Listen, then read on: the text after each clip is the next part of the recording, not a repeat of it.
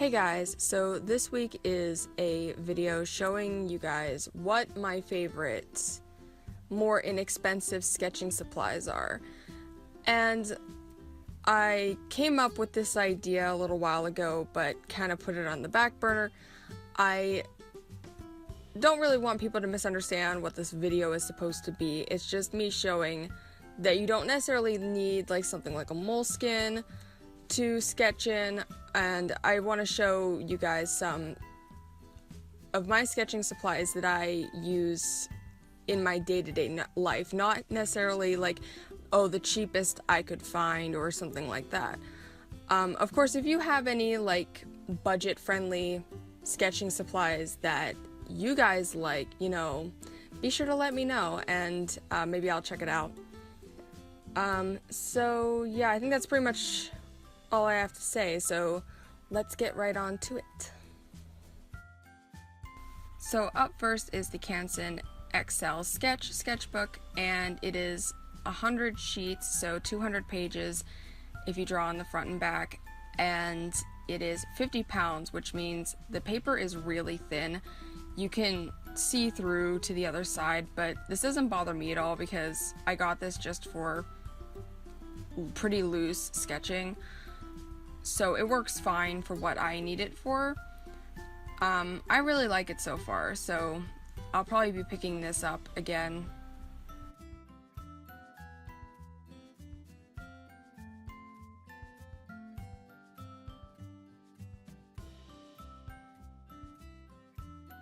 So up next is the Strathmore Mixed Media Journal, and this paper was this sketchbook was my favorite for quite some time. I got several of them, and it's a little bit more toothy than, say, the Canson XL Mixed Media, but the binding is better on this one.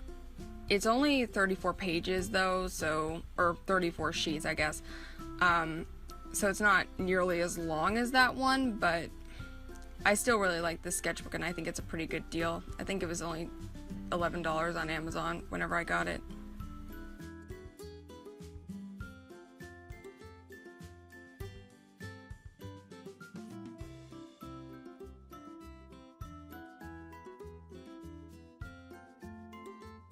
Next is the Blick Sketch Pad, and this is really cheap on Blick.com. I think it's like only $4 for 8.5 by 11, and it has like 100 sheets, so 200 pages. It's 60 pounds, so it's slightly thicker than the first one, which was the Canson Sketch, which I consider these to be pretty similar. This one may be very, very slightly more toothy, but they're pretty much the same. I quit buying these though just because of the top wire, which, as you can see, makes it really hard to film. Otherwise, it's a pretty good just sketch pad just to sketch in. Yeah, and you really can't beat the price for it, so I bought several of these before. Of course, you can really only just sketch in it. I think I did some ink before in them, but I wouldn't really recommend it.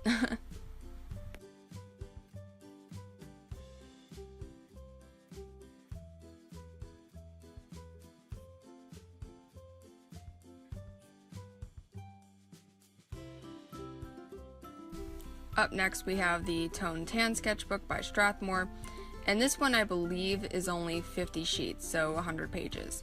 So it's not as much bang for your buck, if you will, because you're kind of getting less for around the same price. It's, I think, $5 on Blick and about 11 or 12 on Amazon, or at least that's what I last saw it for. I really like this sketchbook, and if you're into like drawing on tan paper, it's pretty nice. This is the 9 by 12. I haven't got one of these for a while. I actually want to get another one, and you can really probably only use like dry media and maybe some ink on this. It's not really intended for anything more than that.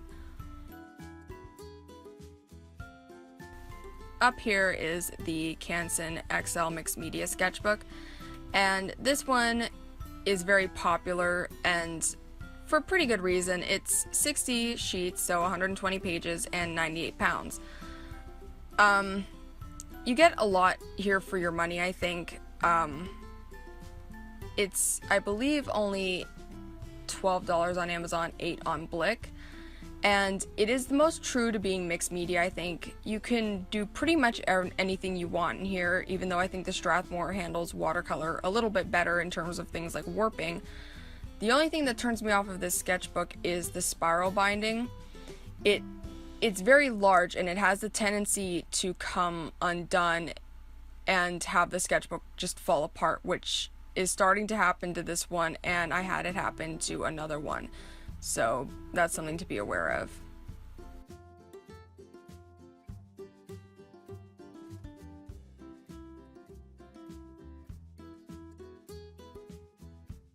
And moving on to the pens, first we have the Faber-Castell Pitt Artist pens. These are some of my favorite pens to use. They come in a very large variety of sizes. With the black ones, they work with watercolor, and I'm not sure about Copics. Like, sometimes they work and sometimes they don't, but these are some of my favorite pens to use, and I often use them in my watercolor sketchbook.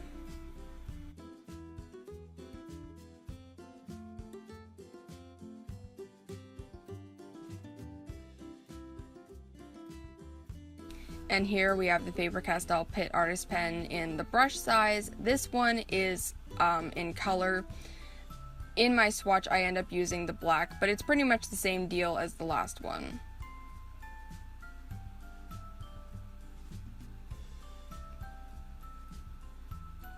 You can see me fumbling with the cap because I wasn't looking at the real thing, I was looking through the camera.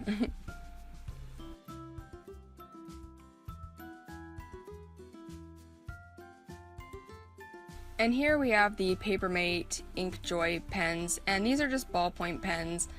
I use these from time to time. They certainly last a while. I've had these for like 2 years and they still work just fine. And they don't really glob, so these are probably my favorite ballpoint pens.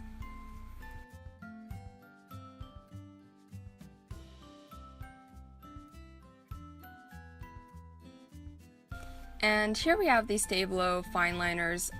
These are pretty cheap. They're like 88 cents a piece. However, they aren't waterproof and they aren't Copic proof. So you would have to go in with these afterward, or if you just like sketching in pen, these are pretty fun to use. And they come in a large variety of colors, so.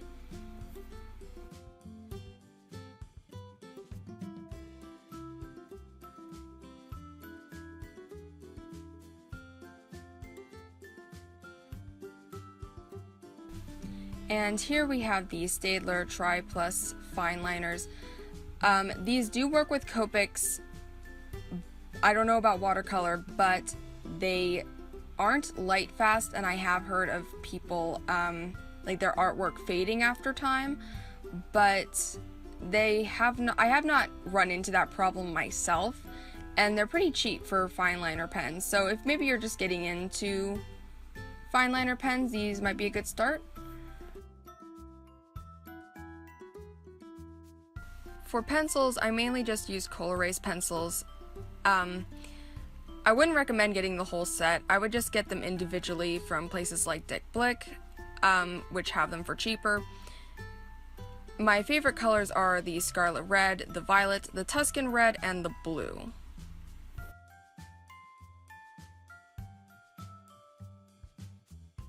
And I figured I would talk about watercolor since I use watercolor in my sketchbooks pretty often.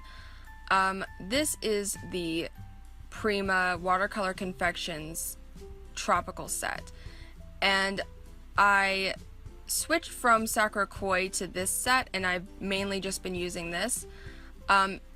It's really good for the price. They're only $15 a piece, I think, and I've only ever seen them on Amazon, but $15 for 12 really nice, pretty pigmented colors, you know, work well for what I use them for.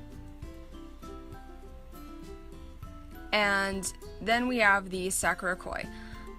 This is probably better if you're more of a beginner in watercolor and you're not as comfortable mixing colors, because this is 24 colors and I think it's about $20, and it also comes with a water brush. So you can see how crappy it looks.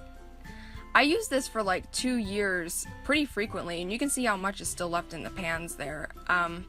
So I would definitely recommend this to anyone who is just getting into watercolor or is maybe not as comfortable mixing colors. And it's, you know, still a really great price for a watercolor set.